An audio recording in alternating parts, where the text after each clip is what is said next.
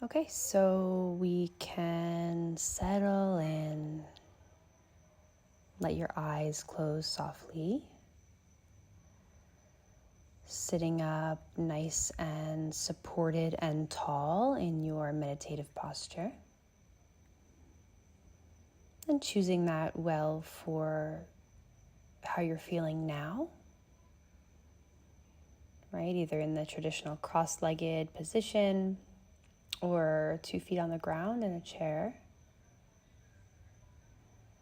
And making sure you're really connecting with what's holding you, connecting with the earth beneath you. So a moment to put your mind on that spot or a few spots where your body's making contact with the earth.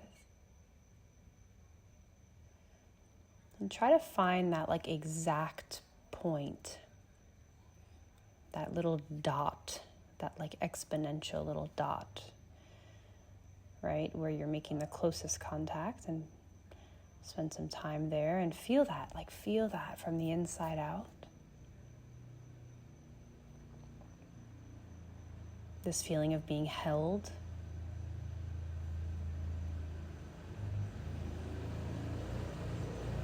And making sure that your spine is nice and tall and long, right? So maybe even this sensation of stretching your ears upward, like these Dr. Spock ears upward, lengthening. And then letting everything else drop away. Remembering that your hands, of course, can be in the Buddha mudra, right? The right hand nestled in the left and the thumbs touching in a circle. Or your palms on your lap, your knees. And then everything else melting downward. Letting go of any tension you might find, especially in the head, in the face, in the neck, in the shoulders. Letting the limbs really feel soft, long, and the hips, everywhere.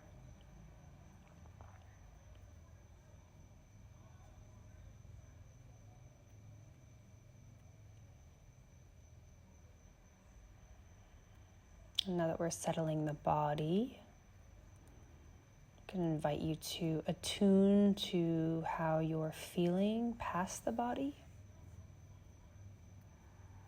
Just a moment to check in. How am I? And meeting whatever you find with equanimity, with compassion.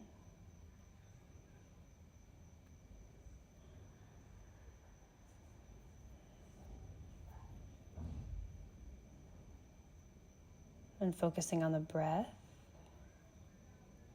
Just a gentle focus, nothing to change. Kind of riding the wave of the inhales and the exhales. The chest and belly expanding and contracting. A bit of sound.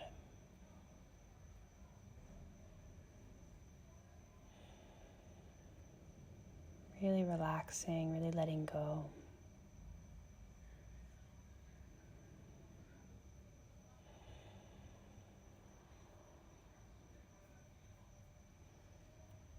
Hopefully feeling the peace, the spaciousness, right? This safe island of mindfulness.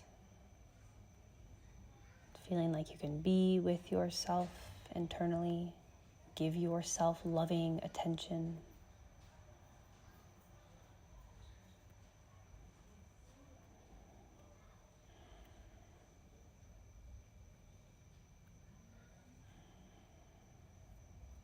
Our motivation for this evening. May I cultivate through this practice, this opportunity to reflect, to self-analyze, to purify. May I cultivate my ability to find peace, to find compassion within me, to find understanding, to cultivate patience, and really to give love, to give acceptance to any aversion or anger that I've experienced, or maybe I'm experiencing in this moment.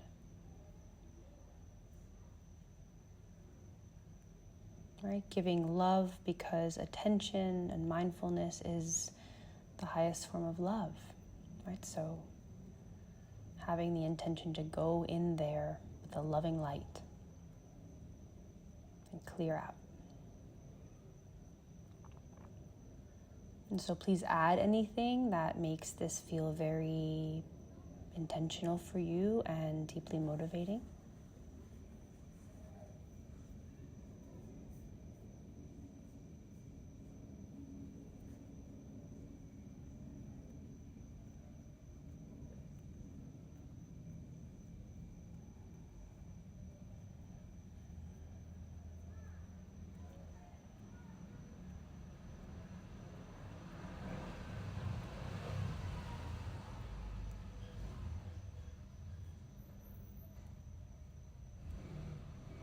And so call to mind now a time where you experienced anger, something that bothered you to any degree, something or someone that hurt you. Perhaps it's still hurting you.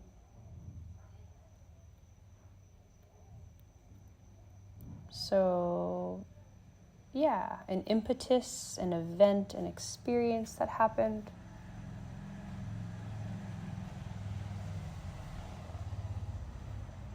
And moving from that event or experience to the person, usually behind some event that is bothering us, there is a person that we feel is responsible for the cause of the hurt. Perhaps this is a challenging person in your life in a chronic way. Someone you hold distant as a result. Or maybe this was just a singular offense. So bring this to mind clearly. See them, see the situation. Like, go there. And as you go there, let whatever comes, come.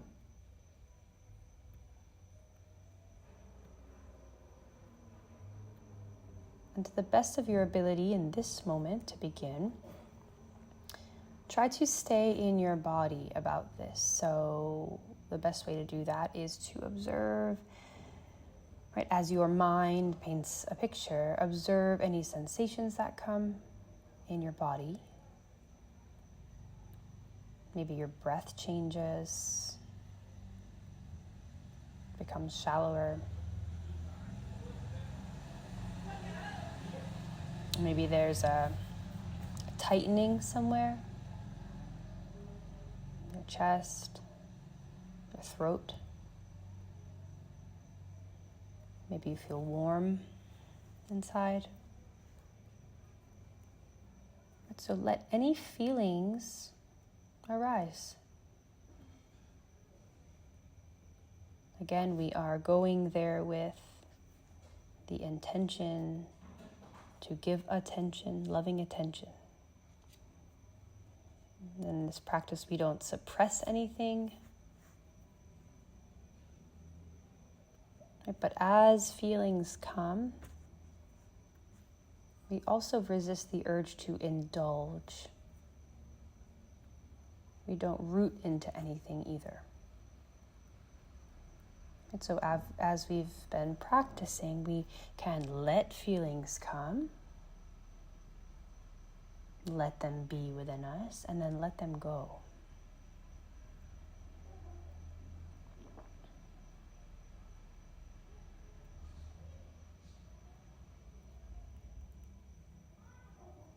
So let them come.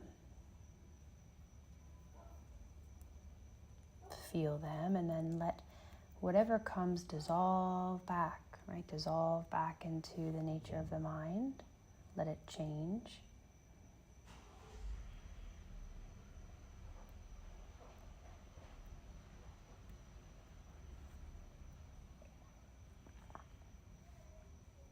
Right? See what you see and feel what you feel.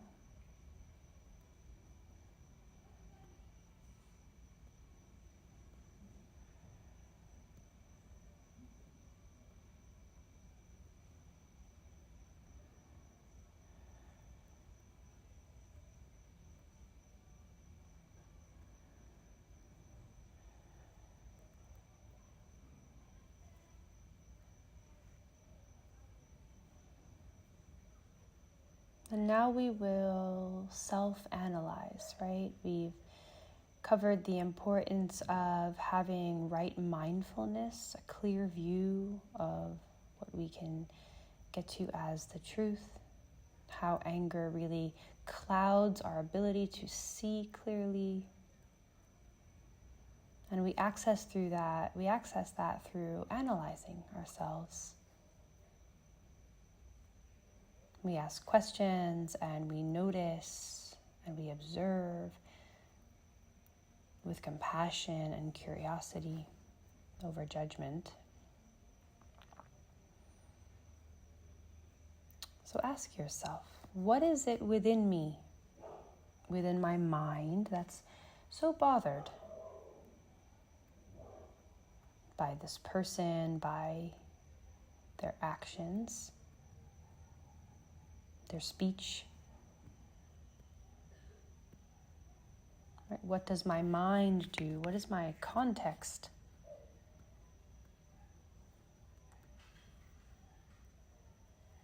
Right? How does my mind make something neutral into something hurtful?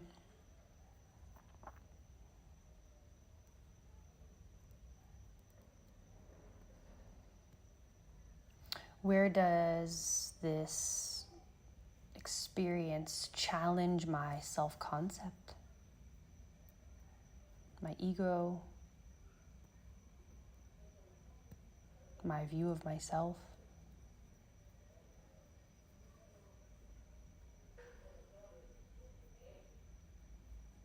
What's the story that I tell myself, or told myself, or I'm still telling myself about what it means this person acts this way?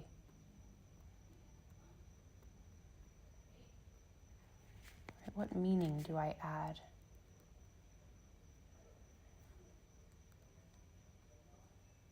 And why does that bother me?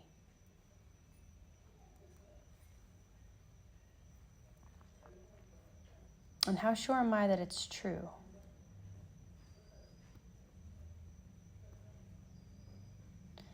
And am I missing a part of the story?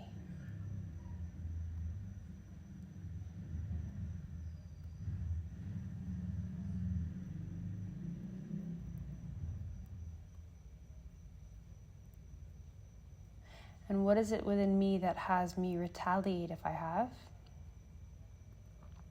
Even in my thoughts, certainly in my speech, perhaps in my actions.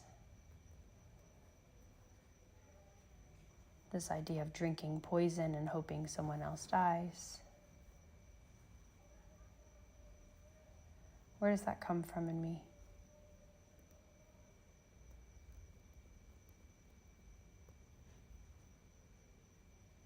And why do I choose this over loving kindness and generosity?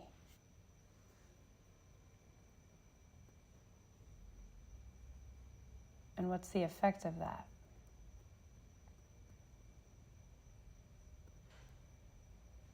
And is it worth it?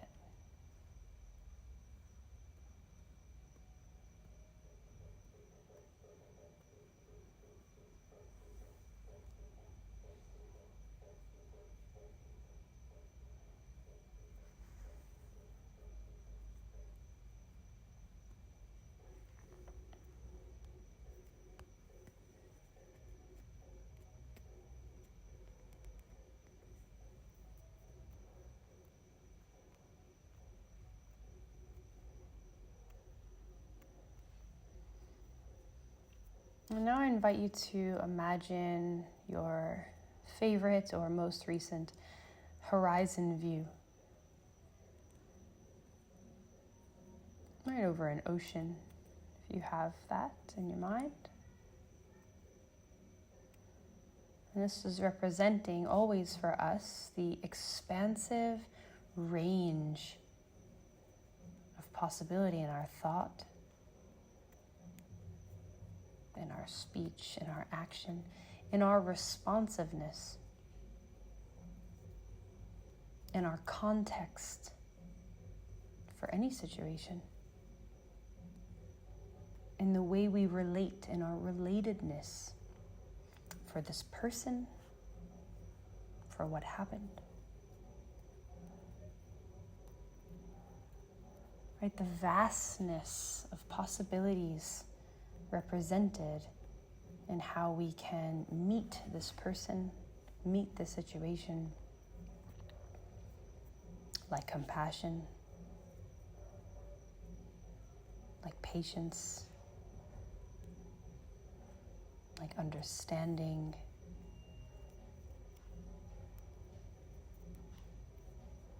like peace, like goodwill, and generosity, and kindness.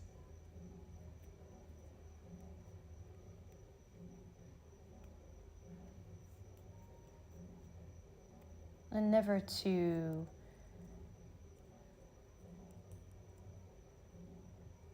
ignore the hurt that we experience, right? Not to condone hurtful behavior, but not to condemn those who behave that way. Knowing that we also hurt people, we also deserve loving kindness.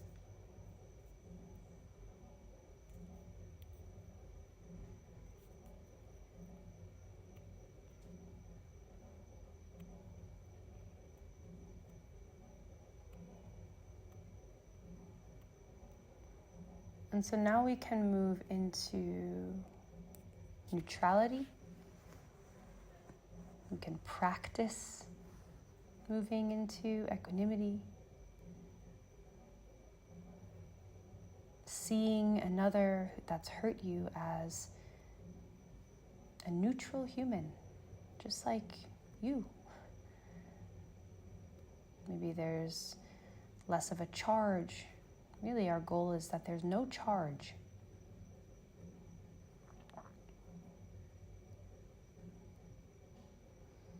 And so let's recognize now the ways that we've been living in a story, exaggerating that person's negative qualities.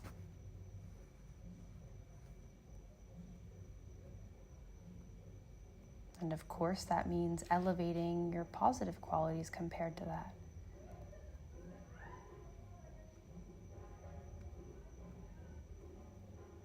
And seeing where you blame them. Which means that you're seeing where you victimize yourself.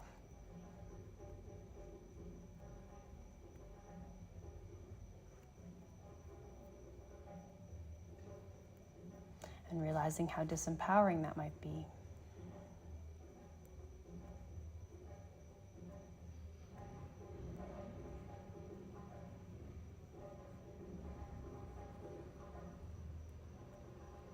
And so just for a moment, could you bring to mind, maybe even for a moment rejoice in one of their positive qualities?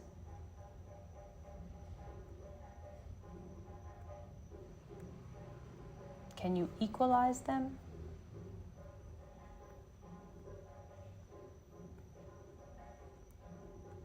Or can you find it in your good heart to acknowledge the goodness in them?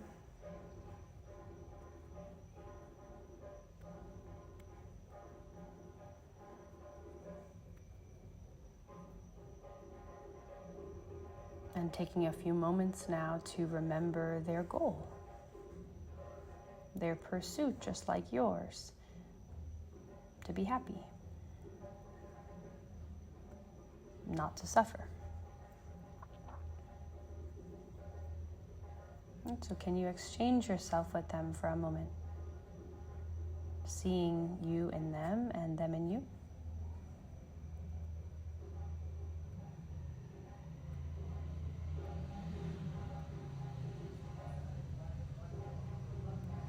And as you practice this, right, observe, still observing any withholding in you, any tightening, contracting.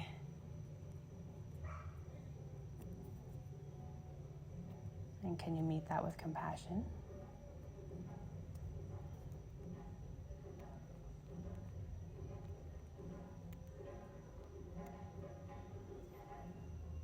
And now recognizing their struggles, just like your struggles, and their suffering, just like your suffering.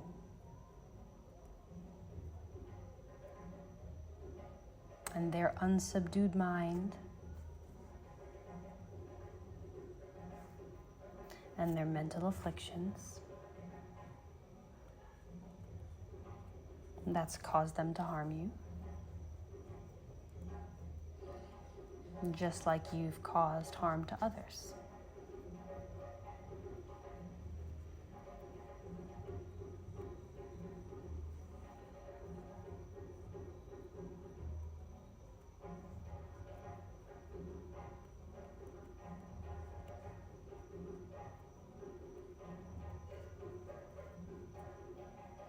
And from this place of sameness, of unity, of interconnectedness, can you try to send them loving thoughts? Can you try to wish for them to be happy?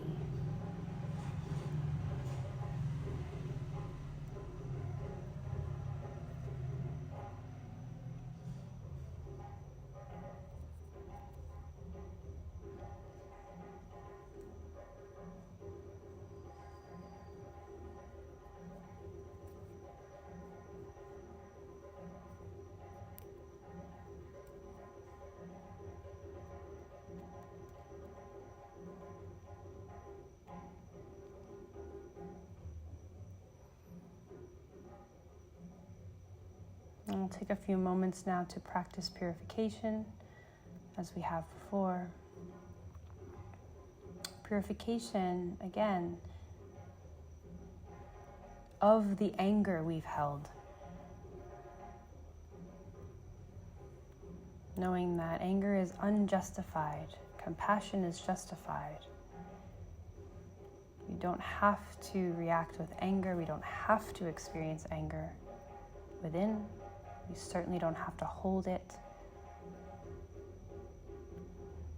So this is an opportunity to clear out, to cleanse, and to ultimately lessen our karmic imprint, our negative karmic imprint. So I will recite the means, the 4 powers for purification, and give an opportunity to for you to practice on your own and purify in any way that you feel called to. Number 1, to express regret. So genuine remorse for any anger you've held, certainly any retaliation you've partaken in. Number 2, to take refuge in the Buddha, the Dharma, and the Sangha until you achieve enlightenment. So I take refuge in the Buddha, the Dharma, the Sangha until I am enlightened. Taking refuge meaning to devote to the practice. 3, to offer a remedy.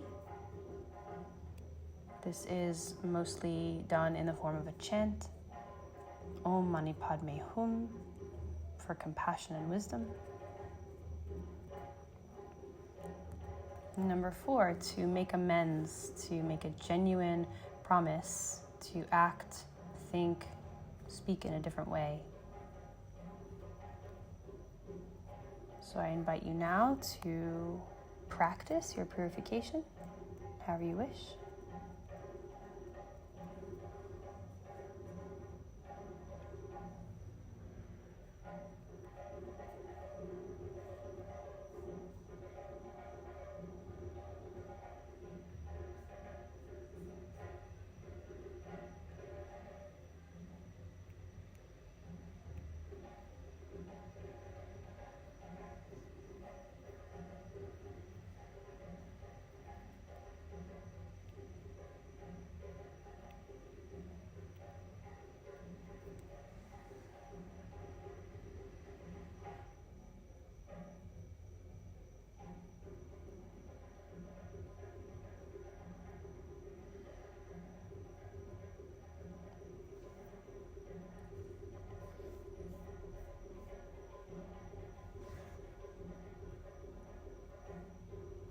And you can let that go.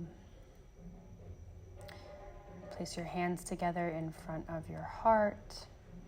Slight bow to your head for our dedication, our direction. May the good virtue and merit we've accumulated tonight in our practice of non-harm, of forgiveness, of compassion and understanding, patience, help the world suffer less, help all sentient beings out of the cycle of samsara, and thus may we and all other sentient beings achieve enlightenment as soon as possible due to the power of our minds and our hearts and the loving kindness that we practice.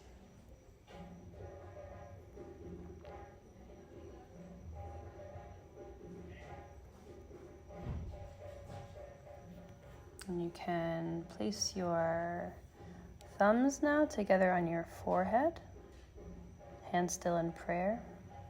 And on your forehead we ask, I purify my thoughts, I think with loving kindness. You can place your thumbs now on your lips. I purify my speech, I speak with loving kindness. And back down to your heart, thumbs touching the center of your chest. I purify my actions and I act with loving kindness.